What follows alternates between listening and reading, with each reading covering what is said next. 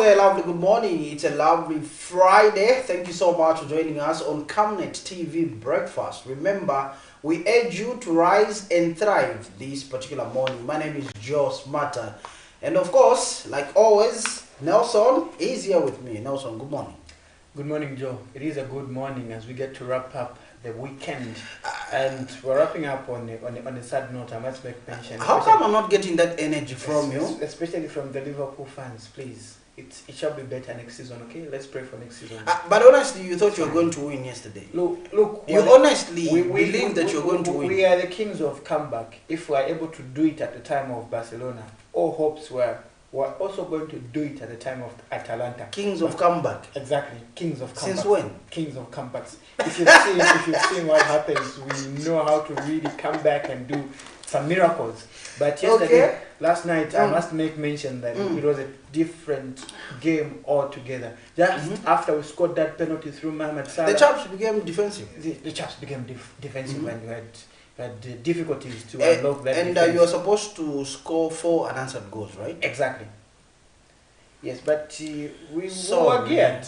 We were geared. Next season, we join our colleagues in Arsenal that we all hope for next season that things are going to be better.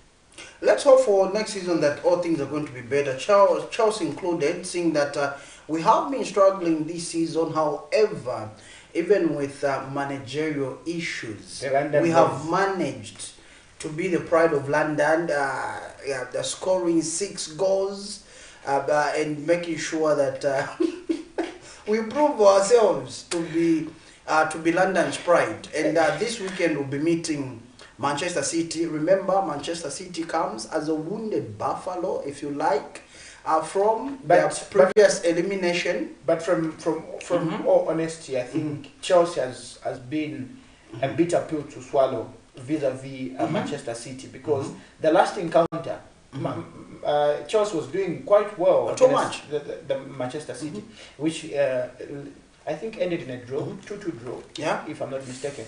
So it shows that in as much as you may have challenges here and there, Chelsea is still the pride of London, and we're looking forward to 2024-2025 season.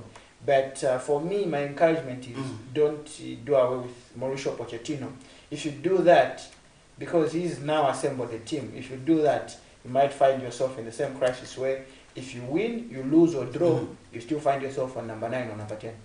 No. He might have assembled a team, yes, quite alright. But then again, that's not a very convincing team. For me, having watched Chelsea from the earlier days, and having seen how many managers have managed that particular club, I think he hasn't been very convincing for me. He hasn't been very convincing for me. Of course, Palmer is one of the best players right now in England. Yes.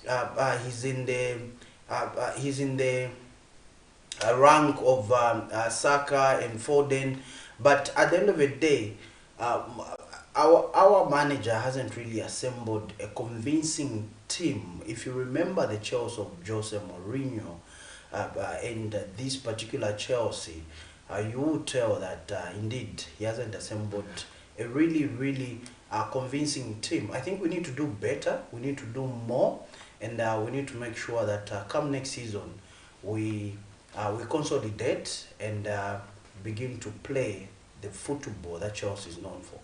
Yeah, before we even start sounding like football analysts, let's get to look at the healthy corner. Maybe for us losers on the side of Liverpool, we can get some healthy massage as well as healthy tips of what to do after you lose a match, after you fail to make it to the next round. What do the health specialists out there? You walked alone yesterday. You walked alone.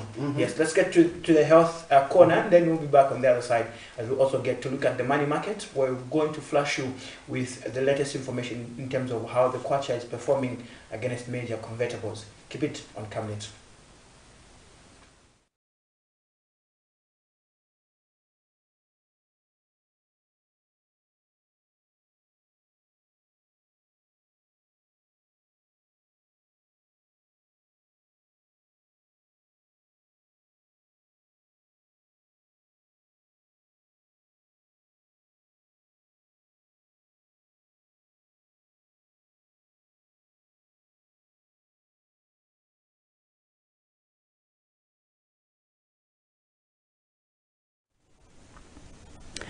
Good morning, and I'm glad that you could join us here on the Health Corner on the Breakfast Show. I am Dr. Nakuyanam Fire. So this week we have been talking about community-acquired pneumonia, and this is pneumonia that comes about from having an infection that you have gotten from the community that you're living in. We are getting into the cold season, so many people are going to be having this condition because of being indoors mostly and being in close proximity with other people who might have the bacteria or the virus or the fungi that can cause pneumonia. So we discussed that pneumonia can be caused by bacteria, can be caused by virus or a fungi. And we also say that this pneumonia can also present in certain ways, such as having a fever or having a cough and chest pain. If it's very severe, the patient would have difficulties in breathing as well.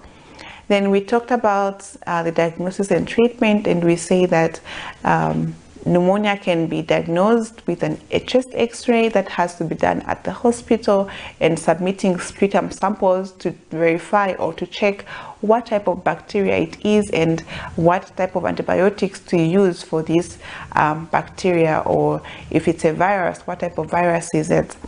Then we talked about the treatment, and we say that treatment can be done based on the organism causing it. So if it's a virus, then sometimes it can be self-limiting. Sometimes you need to take antiviral medications.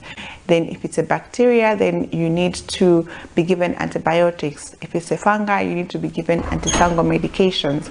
So those are some of the ways in which pneumonia can be treated in the hospital.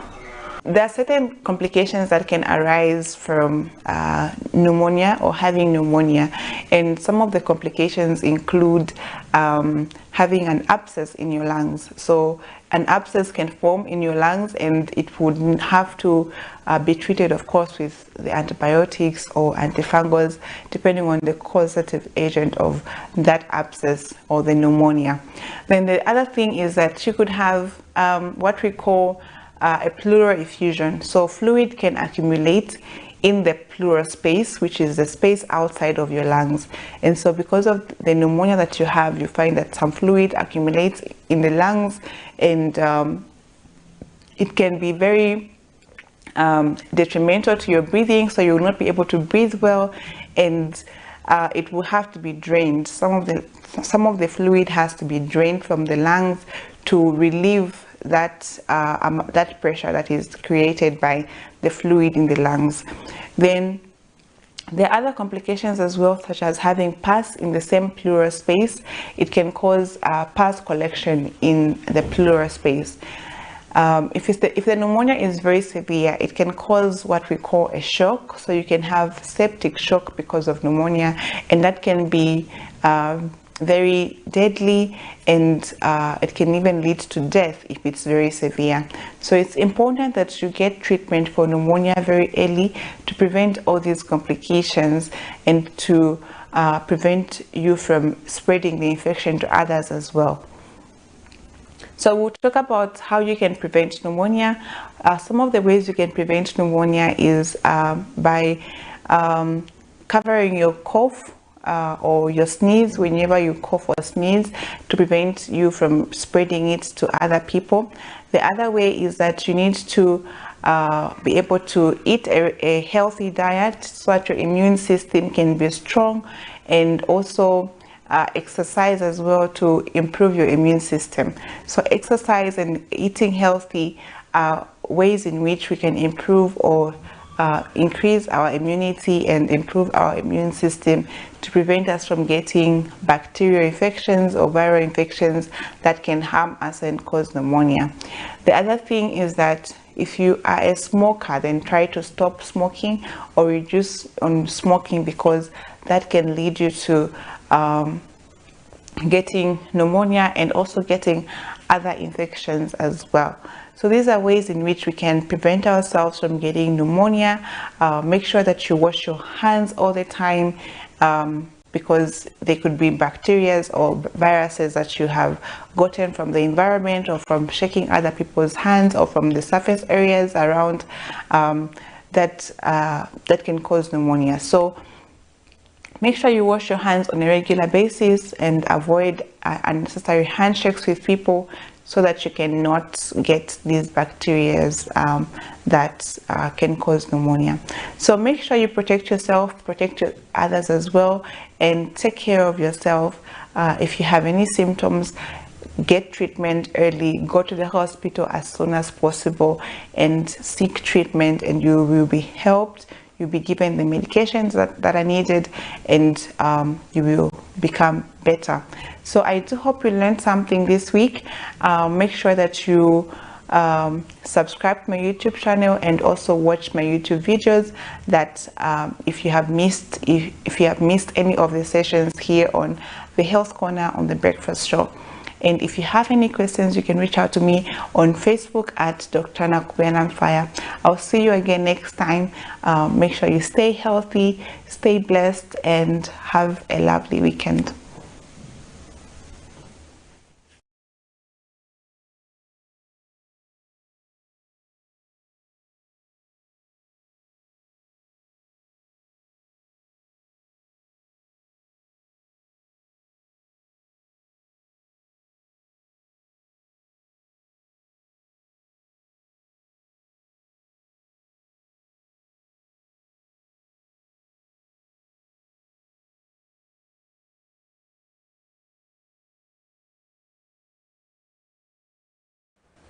Thank you so much, Dr. Nakubiana Mufwaya, right there with the topic complications and prevention of pneumonia, especially that way in this chilly weather that is so pretty unpredictable, if you ask me, because a few minutes it's going to be a bit chilly, the other time it's going to be a bit hot, the other time it's mild, the other time it's very cold.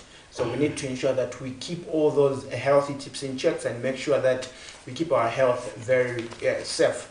Because they say a wealthy nation depends on a healthy people. Let's get now to the money market, fully knowing that all economic activities, they lead to Western province as people begin now to think of the Siomboka dance, putting it in their West, even as they get to be clad in that traditional attire. And surprisingly so, Joe is not clad in that attire. I was expecting to see him in that attire, and the red beret and everything. I was ambushed in the morning. And so like, what's happening? Is this man not... Very proud. I apologize to the BRE, the Barotsi Royal Establishment, that I'm not clad in my traditional attire. I really apologize, and what we do where I come from. Yes. That's so, Joe for you. I apologize. Talking on things, the Kuomboka ceremony, and just like we did mention, let's get to the money market, fully knowing that all rooms at the Kuomboka ceremony have been booked, and fully prices have been hiked to about 300%. You know what that means? The money market, ladies and gentlemen. The Great British Pound is buying at 31 quarter point 41 ngwe and selling at 32 quarter point 03 ngwe. The United States dollar is buying at 25 quarter point 24 ngwe and selling at 25 quarter point 73 ngwe. The euro is buying at 26 quarter point 88 ngwe and selling at 27 quarter point 41 ngwe. The South African rand is buying at 1 quarter point 32 ngwe and selling at 1 quarter point 34 ngwe. The United States dollar, Joe is trying to be smart with his people from the Western province as they get to celebrate the Kuomboka ceremony, as well as ensuring that that dance is in check. We hope to see that the dollar to some extent is going to stabilize, because over the past few days, especially this week, we've seen that it has continued to escalate. Hopefully all the economic activities that have tilted to the western circuit of this country will also prove to be very important in ensuring that our country's economy gets to strike a balance. Let's get to zoom the headlines. And talking about that, Nelson, I think politicians need to learn from this. You have seen that politicians are always at loggerheads. They are always hurling insults at each other. They are always trying by all means to see that there's division in the country. And I can be put on record on this one. Politicians are always trying to divide people. But just look at the traditional leadership. You know, I must give it to the Bemba Royal Establishment for having exercised magnanimity of inviting, first of all, the King of Barotseland, the Litunga, to the Kusefia Pangwena last year. Yes. You saw the paramount chief of the Bemba speaking people, Kanyantamanga, too, invited his counterpart from Western Province to grace the Kusefia Pangwena as guest of honor, and in a spirit of unity, in a spirit of love, in a spirit of Ubuntu. The Litunga has also done the same thing, invited his brother from Northern Province to say, you invited me, let me invite you over as guest of honor. We have to underline that, very important. As guest of honor, Nelson, to come through and grace the Kuomboka ceremony of the Lozi speaking people as they move from the floodplains to the highlands. And we have seen that yesterday there was a thunderous welcome at the airport in Mongu. There was a thunderous welcome from the Lozi speaking people, and also, Nelson, from those Bemba speaking people, Ngoni speaking people that reside in Western Province, because obviously you from the Eastern, he is your tribal cousin, right? Oh yes. Excuse me.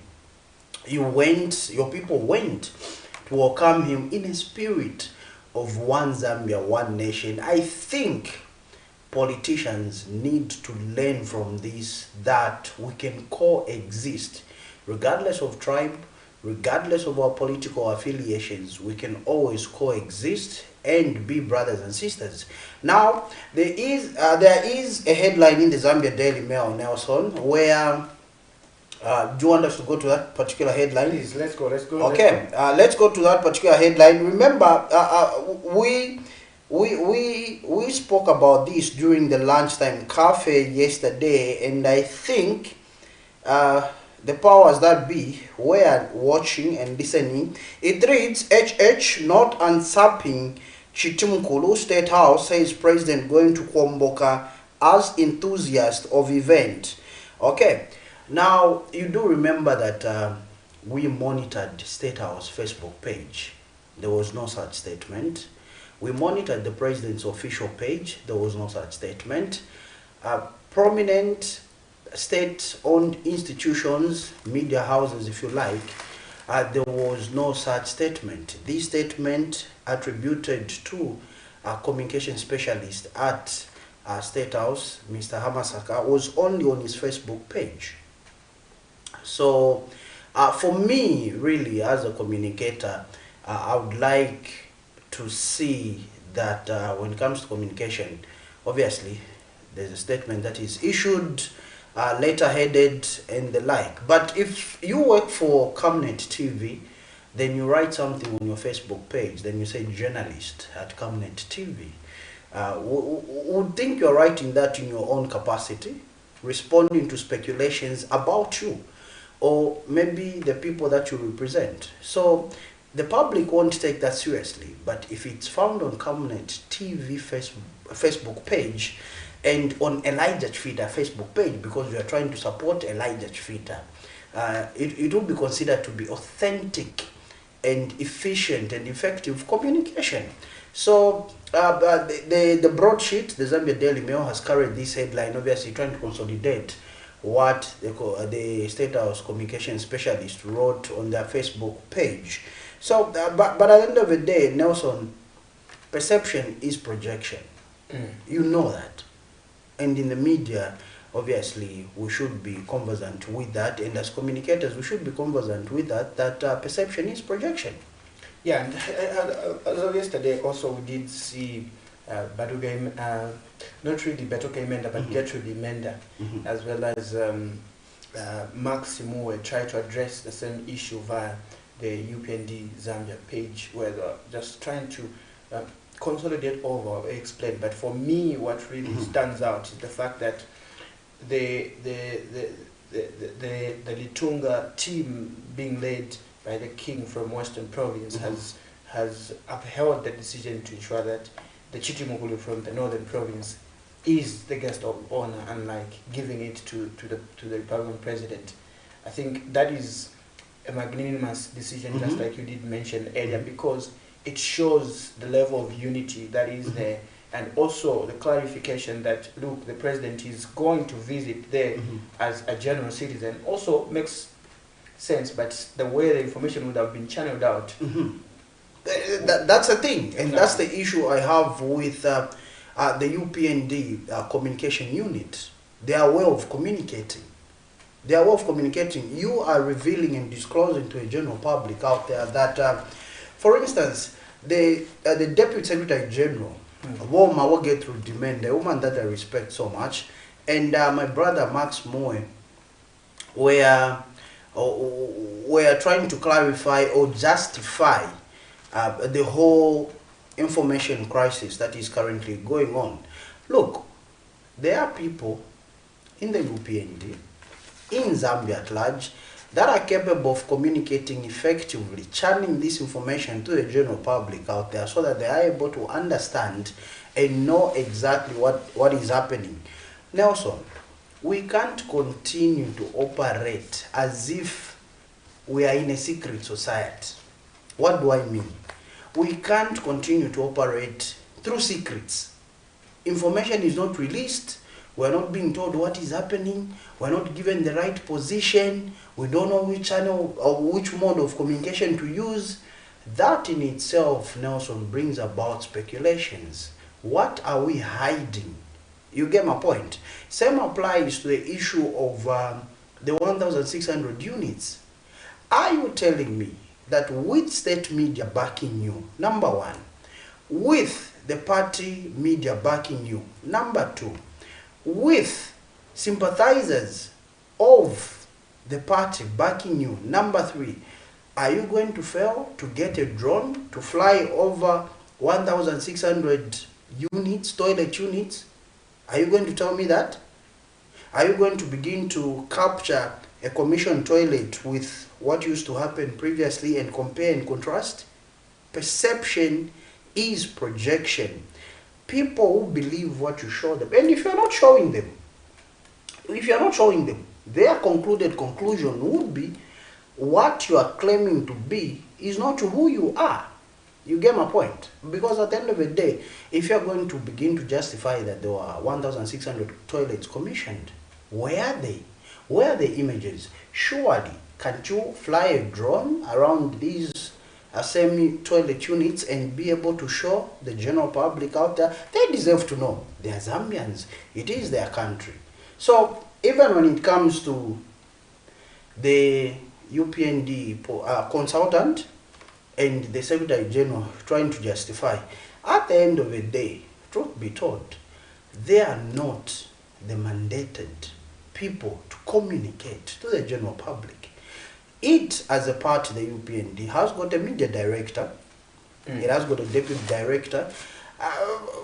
I'll be very honest with you. Since the time they came into government, I've never seen the media director at a radio station or a TV station to clarify matters. The deputy media director, we have hosted him first time on Camnet TV. That's the first time he was appearing on TV since this party came into government, the UPND. Well, those are some of the concerns that you too can give us your opinion on by simply calling in via the numbers on your screen, as well as giving us that comment on our Facebook section, because Camnet TV, we believe that we also need to get your voice, your opinion is indeed valid, and even as we do so, are waiting to hear from you in terms of the perspective or the opinion that you have on a particular issue. Let's go directly into looking at some two stories that you might have missed as of yesterday, in terms of the Lusaka Magistrate Court having acquitted Opposition Patriotic Front faction Vice President Given Lubinda of all 4 charges of corruptly possessing properties. This was after the court determined that the state prosecutor failed to prove the matter. So this is a story also that you might have missed, but we'll also get to play it. If you have a perspective or an opinion when it comes to this issue, you can definitely give us that call, and we'll be glad to hear from you. And then another story that we get to look at this morning also is the Access to Information Law Coalition, which has demanded for the urgent operationalization of the law to enhance enjoyment of freedom of expression and access to information. HI Coalition Chairperson Father Alex Miebe, in a speech read on his behalf by establishment Vice Chairperson Gas Miranda, said the enactment of the law marked a turning point moment for the country, but in its current form, the piece of legislation remains elusive as it cannot serve its purpose. These are some of the two stories that we get to look at, and the time we will be back, Joe will also get to look at some two stories, and then we get to usher our guest this morning as we talk all issues, children affairs amidst the country's drought situation. Keep it on Camnet. We'll be back shortly. The Lusaka Magistrate Court, room number 4, was Thursday morning filled with emotions as Opposition Patriotic Front faction Vice President Given Luwinda awaited his fate on 4 counts of corruption-related charges. This was evidenced after the court acquitted Mr. Luwinda on 4 counts of possessing properties reasonably suspected to be proceeds of crime through family members and friends who trooped to the court in a show of solidarity.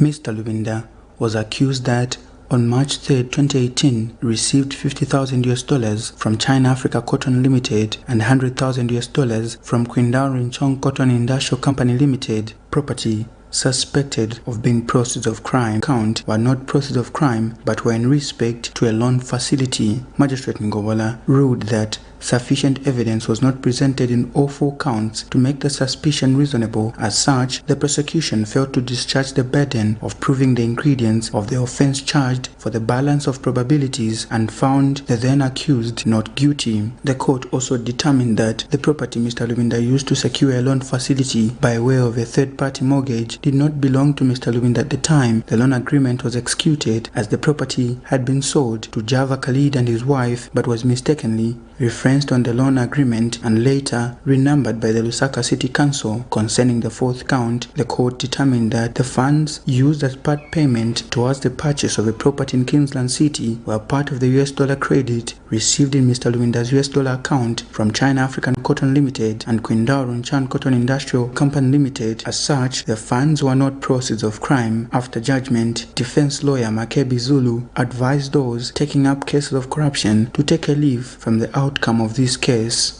The very fact that the matters are coming out now for purposes of verification and for purposes of persecution must put the judiciary at alert that they need to be very careful in assessing the evidence that is being brought before them and come up to a just conclusion that indeed the persons that are being accused falsely are not guilty. And Patriotic Front officials present shared their sentiments too.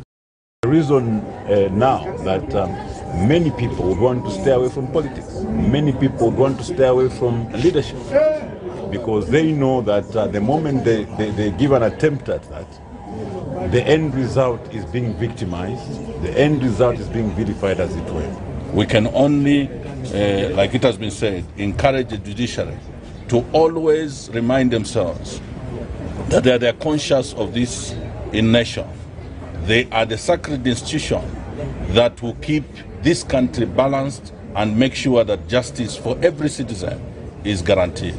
Nelson Zulu for Camnet News, Lusaka. The more than 20 years of advocacy for the enactment of the Access to Information ATI Bill into law came to an end on December 22, 2023. President Hakainde Hichilema, during his end-of-year press conference, assented to the bill making it law. This meant that citizens, journalists, as well as interested stakeholders who have more privilege to access information from public offices were never deemed fit. More than 4 months since ATI law came into being, its utilization remains elusive, prompting a group of civil society organizations under the umbrella of the Access to Information Coalition to sound the alarm. The failure to operationalize the ATI law through a statutory instrument, SI, represents a significant roadblock in the path towards realizing its full potential. Without the necessary regulatory framework and operational mechanisms in place, the lofty ideals enshrined in this law remain elusive. Speaking during a press conference Thursday morning in Lusaka, Mr. Nyirenda called on all stakeholders and citizens to stand up and demand the full implementation of the Access to Information Law.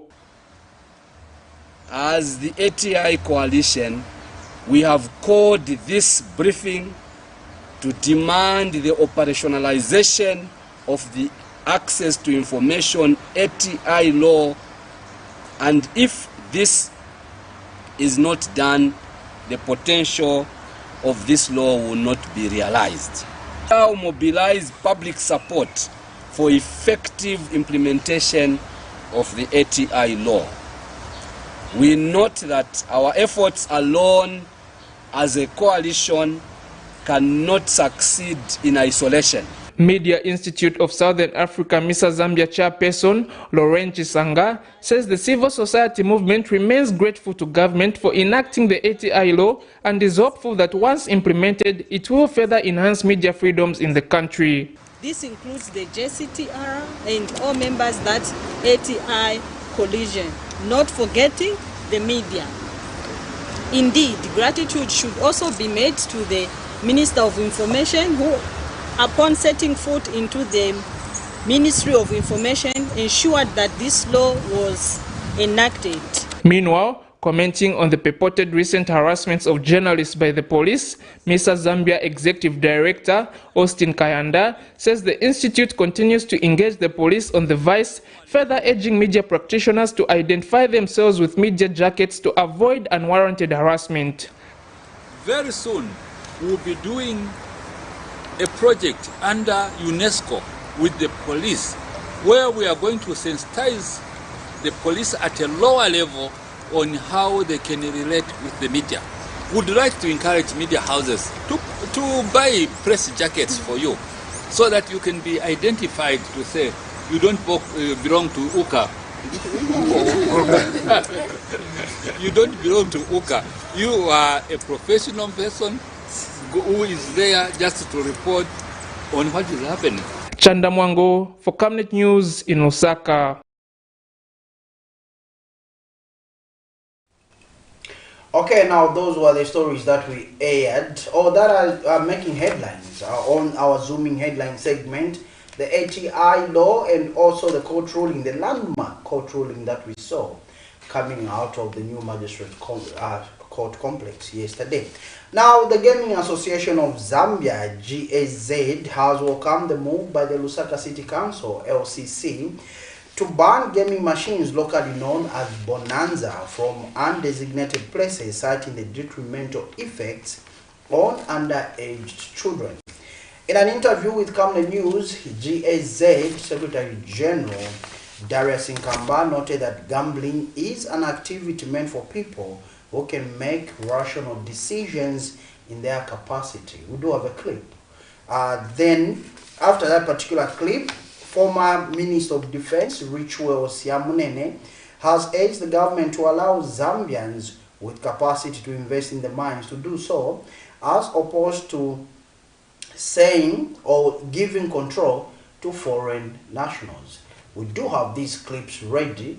We'll be right back with our guest on the other side. Stay tuned. The general overview with the pronouncement made by Lusaka City Council, it being also the policymaker institution, to ban the slot machines commonly known as the Bonanza in undesignated areas, especially the shops, places of worship, near hospitals, and any places that would be attracted by a person who is below the age of 18. That is a welcome move. But again, the call for the industry to be banned completely, that is not a welcome move, because the public should know that this industry has attracted a lot of economic activities, in the sense that other family members are surviving from it. And also, government is also realizing some revenue from the same sector in terms of taxes. Mining licenses that have been cancelled, most of them, those whose mining license have been cancelled, or they belong mostly from Zambians. I think the Zambian must be given an opportunity to own mining tenement, because the only surest way to improve this country, to grow our economy sustainably, is to allow the Zambians to be involved in major businesses, businesses that are profitable. Mining is a profitable business. Of course, it's capital intensive, but it's profitable once you find the minerals. So why can't we give an opportunity to say, okay, let's look at the Zambians. What is making those people fail? Is because maybe they don't have the funds, maybe they don't have what means. So the government must take it upon itself and say, look, these Zambians, we shall remain, the mine will remain in their hands. So what we can do right now is to invite those who have, we call those who have the capacity, and make a joint venture, as opposed to cancel them. Water is life. Each drop counts, and each must be cherished. Our tried and tested product meets all international standards. With our smart drip technology, we aim to deliver precision irrigation designed to reduce blockage and wastage, ensuring a high yield. RenGlow, your smart irrigation partner.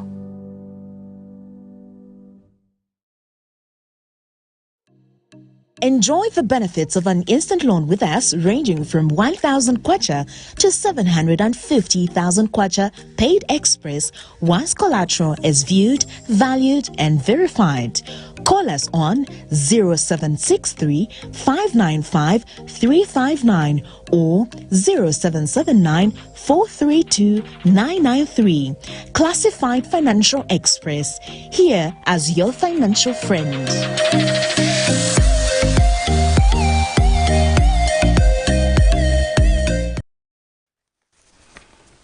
Okay, thank you so much for still joining us. And of course, like we earlier said, that we'll be having our guests, and we played you those stories that would like you to react to.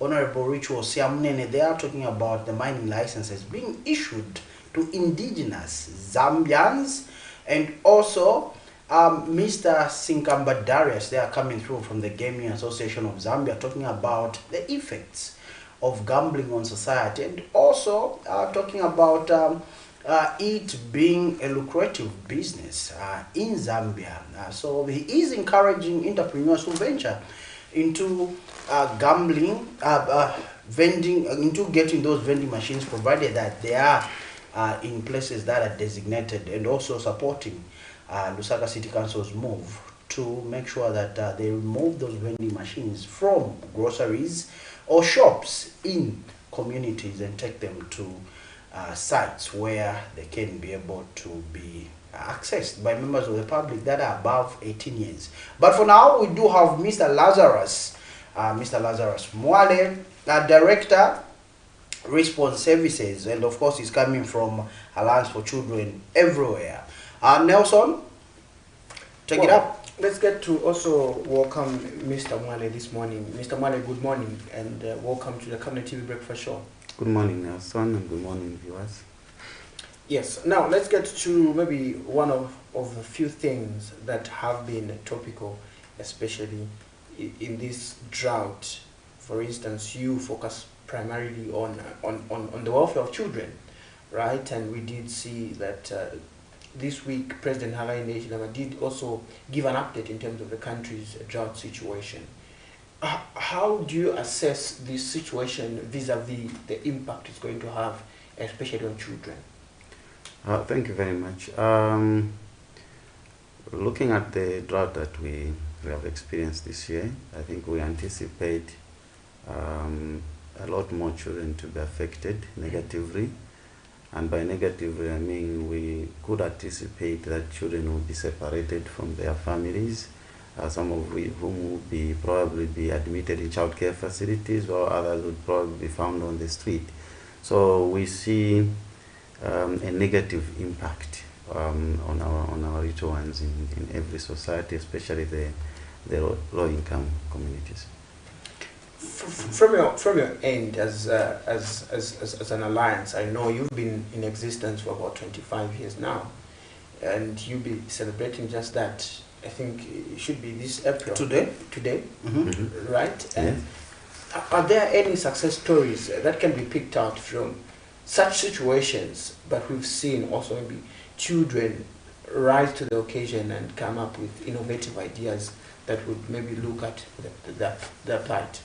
There are so many success stories that we can pick from the work that we've done, stemming from those that we have taken back home. That is probably they were admitted in a child care facility, and we managed to empower a family and integrate this child back home. There are also those that we have worked with in terms of providing them with quality education from our faith schools, as well as the secondary school that we are running in Kanyama. We have also seen those that have been adopted and are thriving in their adoptive families. So it might be difficult for me to pick on one, but I would say from all these we have learned that if a child is in a family environment where they are receiving the necessary support from parents, that's both the mother, father, or maybe just the surviving parent who is there, we have seen that children thrive, because by being in that particular family environment, they're able to probably enjoy their rights. So there was a case of a child that we had in some time back. I think that was last year, and this is a child that was all over social media and was used by people to probably for their benefit, like to have certain privileges, using the child is a comedy or comic instincts and whatnot. So we were able to probably retrieve this particular child from the family environment, and you were able to assess that now the family has been prepared and they are well empowered and ready to probably even provide for this particular child. So that is one of the one I can pick on that was very sensitive. And media was all over, and the child was all over media. But we were able to retrieve this particular child from such an environment, because it was more of a dysfunctional family. And not until we empowered the family and made sure that now the family became so supportive to the child that we reintegrated back this particular child. Well, having shared such a story, I must say it is more of an emotional story. Now, what are some of maybe steps that you are taking as an alliance to make sure that you complement government efforts? We've seen, for instance, cases of defilement have been on the rise. We've also seen cases of child trafficking have been on the rise. We've also seen cases of child abuse on the rise. What effort really are you doing as an organization to ensure that you complement government efforts in ensuring that these vices, especially among children, are addressed? That's a very good question, Nelson. As an alliance, we want to ensure that the environment where the child is going to go to is a very safe environment, and so we make sure that at some point we're involved in some assessments that we conduct. That is to ensure that first of all, the family that is going to be receiving this particular child, either it's for integration purposes or it's for adoption, the family is ready emotionally, the family is ready, financially, the family is ready, even spiritually, as well as psychologically. So we are involved in assessing this particular family, as well as just assessing the readiness of the child to be taken back home or to be fostered or adopted. So that's our major area of interest. We want to see that we work with government, we collaborate with this particular department, that's the social welfare department, to ensure that the benchmarks have been set for child protection or child safeguarding concerns. So we will come first to do the background check for this particular family, whether they want to reintegrate this particular child back home or they want to adopt a child or foster a child. We will first of all be the first ones to come to check and assess how the environment is like. Is it a very safe environment? How is everybody else in the family? Are we financially, ready, emotionally ready, psychologically ready to take up this particular child, so that the concerns of abuse, abduction, are reduced? Yes, and just maybe spanning from what you've explained thus far, as an organization, have you established in terms of maybe what has led to the rise in cases of defilement, the rise in abduction of children, the rise in children being trafficked, the rise in children being abused in society? Is that something that as a society or as a country that we're not doing right?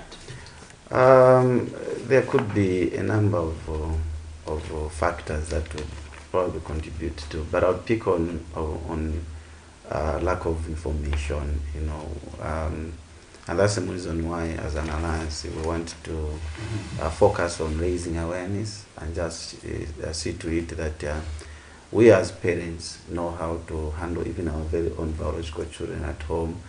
How are we ready to protect them? There's social media that has gone ablaze this time, and we are putting our children at risk of abduction, at risk of being trafficked, even being abused because of what we post on social media. So a lack of information is what really contributes to some of these vices. And we as an alliance, are taking it ourselves personal to ensure that we raise awareness through the church. We do this through a movement that we call Embrace Zambia Project. And this is the group of pastors and bishops that are taking in also interest in ensuring that children are protected. So it should begin with the people that are in charge, in contact with the families, and that is at the grassroots level in our communities, and the church is a priority. But one might also argue, Mr. Mwale, to say we've got the Children Code Act in place, and this act or this law in essence is supposed to look at the plight of children in the country, and why all of a sudden, despite having the law, we've got an increase in these vices that are actually detrimental to the children's welfare. That's a very good connection, Nelson. Look at this, having a document on our tables and putting the document to practice are two different things. And that's why I made mention earlier that if we do not raise awareness even on what is on the content or in the content of the Children's Code Act, we may not, work together and see the impact on the children that we want to work with. So first of all, we have this particular document, but how even aware of this particular document, and how much do we know about the content of this particular document? That's the Children's Code Act number 12 of 2022. So we want to see that also we as families, not only as institutions, but also as families, have this particular preview to understand the content and see how best we can work together to implement what is in there. Joe. Okay. My question would be, Mr. Lazarus, is for instance, you have mentioned the success stories and you have mentioned a number of things, but let's talk about the challenges. What challenges are you facing in addressing the plight of the children? We have certainly a good number of challenges, but I would pick on the perception that we have from our communities. The perception that we have always had, and this is what has been our major challenge in trying to advocate for child welfare policies, is the fact that we are thinking as Zambians, that a child care facility is the best environment where the child should grow up in, for instance, and so we would opt to see that children grow up in such an environment. But when you look at what the effect it has, and these are very negative on the child's developmental milestones, it has very, very damaging impacts. And because of that, we've seen how if a child is in a child care facility and the family is thinking there is no need for us to go and get back this child so that we can take care. They are thinking the child is at a boarding house, and so they have access to this particular education. And when they are back, they are going to take care of us without realizing the damage that the child is going through. You know, the child is probably lacking a genuine love, because this is a different environment and not a natural family setup. Maybe the child is also lacking a genuine attention from ourselves as parents, but also there's some culture that is being lost, cultural identity that is being lost, guidance that might also not be there fully, because we have detached ourselves from this particular child. So the perception that we've been having that this is a very good environment where the child is going to have access to these particular services, and therefore will be a normal a child, and they'll come back to come and take care of us. It really damages our work, and it really does affect our work. And also look at the perception that we've had as Africans that adoption is for Western people. Oh, yeah. You know, as an African, you cannot just adopt a child that you don't know the background. And we hear those sentiments that I can't raise somebody else's child. They're not my blood. They're not my blood, and why should I do it? You know, it looks like it's an African to adopt a child and raise them as your own. Very much an African, and this is the perception that we want to really kill. We want to work on, and that's why the reason why I mentioned earlier on that we want to do more of sensitization. And so I can mention here that despite having such, we've also seen how some parents do understand that they can actually come forward and adopt a child without difficulty. Okay. Before Joe comes in with a follow-up question, there's one important fact that you raised, and I'm prompted to ask this question. Is it that parents or guardians now are not taking interest in the welfare of their children? I would say yes and no, Nelson. And it's all because of what we are made to go through for us to be able to provide for our little ones. It seems we, on the other side, we could be, interested and be ready to take up our very own and be able to provide. But also the ways in which we want to provide, the means in which we want to find that we're going to use to provide. It requires or maybe commands us to really find ourselves detached from our children. And probably this is something that we need to probably think about and consider, maybe what ways then can I be able to think about, and how do I then find myself to be the provider as well as the person that's going to provide the emotional support for the child, the person that's going to provide the social support for this particular child, in as much as I need to find time to go and source for something. So when we are back home, let's not find ourselves outside our very own family environments, but maybe we need also to confine ourselves and have time to talk to our little children. Because there are instances where both parents are working, right? And the time they get home, dad is busy, mom is busy. Yes, the time they get home, all they'll be saying is, "I'm tired, I need to rest." You can't falter the parents. Times are hard. Yes, you can't falter the parents, and times are hard, but we need to find time. There's a weekend coming. That's time for family. So, Mr. Lazarus, how are you collaborating with, let's say, the community? Because that's where the parents come from. That's where the children come from. How are you collaborating with the community to address the needs of a child? Thank you very much. So with the community already has structures that if you are going to get into the community, you use such gatekeeping mechanisms for you to be able to access or whatever service you want to provide or maybe you want to receive from the community. So we have the community welfare assistance committees that we work with, and these are the I would say the last portion of a position in the Ministry of Community Development and Social Services. These are the volunteers. They are not on payroll, but they are volunteers. They are the people that you come in contact with if you are going to find information for how the community are they is operating. Everywhere, they're everywhere, but in some communities they may not be vibrant. Depending on the need that you That's a challenge that I find in Zambia, where I was earlier discussing with my colleague that we operate like a secret society where we want to hide everything. Why we want to hide everything? Because for some, they are hearing about these community workers for the first time. And you have rightly so said that in some communities they are not active. Yeah, they are not active. So now, if there are challenges in this particular community and these social welfare workers are nowhere to be seen or accessed, how do we begin to address the plight of children effectively, Mr. Lazarus? So, if I say are those some of the challenges that we are facing? Yes, those are some of the challenges we are facing, but I wouldn't say there will really be completely no one to have contact with. So that is just one of the gatekeeping mechanism. One of the people that work with, but we also can work with the church. The church is also one of the platforms you can use to have access to information for the community. You can also use the schools, regarding children. You can also use the area development committees that have been said.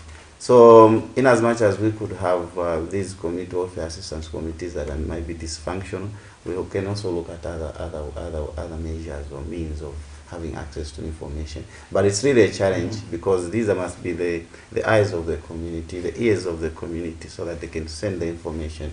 And probably if there is need to raise awareness, we need to see that we use these particular platforms.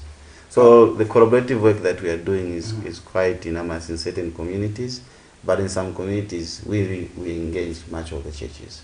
Okay. Also, maybe still on communities, are there specific communities that you target? Because maybe one might argue to say these cases maybe are not more pronounced in areas that are higher density or areas that are lower, have got a lower density of population. For instance, if you which community? If you talk about Ibex, maybe Kablonga, the situation might not be the same. Or Chawama. Which communities really are the targets? Okay, so for us, because our target is a vulnerable child, these are orphans and vulnerable children, our target communities are the low-income communities. So we are looking at communities like, Kanyama, Kalingalinga, Baule, Kamanga, Chainda, Mrs. So these low-income communities are our number one because we feel that if we can have touch with such a community and be able to respond to some of the needs of these particular children, we'll be able to see that children thrive. But don't you think you're also neglecting the Mayadi child? Yes. Because it's always under the impression that the Mayadi child has got everything. The child from the suburb has got everything. You know, they come from this posh neighborhood. The father has got a VX crew. So, but at the end of the day, they also face they also face challenges. Are we trying to look into addressing the plight of the Mayadi child, in as much as they're coming from the posh environment? Okay, so there are services that we would probably take. I'm looking at the services that we are taking to these low-income communities. We are looking at empowerment. I don't think a Mayadi child will need or maybe a Mayadi family will need an empowerment of a capital of 3,000 kwacha. So when we talk about raising awareness in terms of children's rights, we are in those communities. Okay. As opposed to trying to empower them, I don't think we can target that. Our target is for those that are really vulnerable. Yes, and probably even orphaned. Okay, fantastic. As we begin to wind up, Mr. Lazarus, tell us about the 19th today. What is happening today with Alliance for Children? What is happening today? The viewers are curious. So today we are celebrating our 25 years of existence in Zambia. Okay. Our organization was established in 1998, and this year marks 25 years. We are looking at 25 years of impactful child-centered partnership that we've had with our partners. And by partners, I mean, of course, our mother ministry, that's the Ministry of Community Development and Social Services, Department of Social Welfare. We also have the Ministry of Justice, because for an adoption order to be granted, everything has to end with the Ministry of Justice. We also have the Ministry of Home Affairs. Okay. Yeah, because we work hand in hand with the Zambia Police Child Protection Unit, so to say. We also have a close collaboration with the Ministry of Education. Like I earlier indicated that we run community schools as well as a secondary school in Kanyama. But also there's the Minister of Finance. We also have partnered with a number of other non-government organizations like UNICEF, we Save the Children. So we are looking at these 25 years of work that we've done together to ensure that a child is, has access to basic needs, a child receives quality education, a child, grows up in this particular secure, loving and caring family. Okay, fantastic. The parents are watching, the children are watching, the parents from Baoleni, Mandevo, Kalingalinga, which other one? Kamanga. They are watching John Lane. Kwakuku. Kwa George. Yes, Kwa Desai. They are watching. What message do you have for them regarding the plight of their children, and just a general overview? Okay, so it doesn't matter, what status you are in. What I mean by status is your income levels. We want to see that this child, has access to all basic needs. They are enjoying their rights as a child, and so we would like to encourage families that are, ready to take up their particular keep their own children in these particular homes, but need some kind of support to probably come and contact us and see if we can help in one or another. We know that it's not much that we provide, but with what we are providing, I think a family can be sustained to a level where they are able to provide for themselves. So, and how do they get? I know there's a family out there that has a child in a child care facility somewhere, and they're already thinking, if I'm going to get that particular child, do I have the means to provide for this particular? We are saying, come we have that particular discussion and see if we can help out in one or another. Our contact, first of all, we are situated in Chelston, at the plot number 1310, Chelston Green, right after ZRA. If you are going to airport, we are off Great East Road, just in that few terrain after the ZRA. But also you can reach out to us on our Facebook page, Alliance for Children Everywhere Zambia Facebook page, or you can contact me on 0977 130278. Okay, maybe you can repeat that number for that mother who's writing right now or typing it. Okay, so it's 0977 130278. Okay, fantastic. Nelson? I think this is where we'll have to call it a short, and we'll have to thank Mr. Lazarus for making time with us. Being a Friday, there's always that mood where you want to be, either you're going to do the dancing or you are the one who's going to be over the counter. But remember, you and I, it's work, work, work, and more work. Yeah, it's work, and more work, but it is also, I think I would say, a time where we get also to introspect about a number of policies that have been put aligned, and also ensure that we communicate to the masses, because trust me, Joe, if you don't read, if you don't look at what this policy says, you're going to be doomed. Reading is also part of working. Exactly. That's what I'm saying. You know the field we're in. And all roads, of course, lead to Barotiland. And I was thinking you are going to give us a sample dance. I know you want to be there, but you're going to give us a sample dance. You know what the challenge is? In preparation for your attire on Monday, because I'm looking forward to seeing you on your attire on Monday. Nelson, wait. So for that apology, Nelson. Wait, Nelson. I'll be penalized by the quota our official court in Barotland, because I'm not wearing the traditional attire and I can't do the royal traditional dance if I'm not in an attire. We're people of culture and customs, Nelson. Well, viewers, I think those are part of the resolutions that Joe has set for next week, and we're pretty much sure that your resolutions for this week were met, and let's keep pushing until we meet next week as we get to ensure that we pick on the other opportunity that's going to be given to us on that particular week to ensure that our resolutions are met. It has been Nelson Zulu as well as Clavelo, Joe Simata, and our guest was Mr. Lazarus Mwale from Children Alliance Everywhere Zambia, and we're discussing the plight of children amidst the drought situation in the country. And it has been very exciting also to note that you've been following this discussion, especially Camnet TV, fully knowing that Camnet TV is not just another channel. Happy weekend and see you when you see us. Good morning.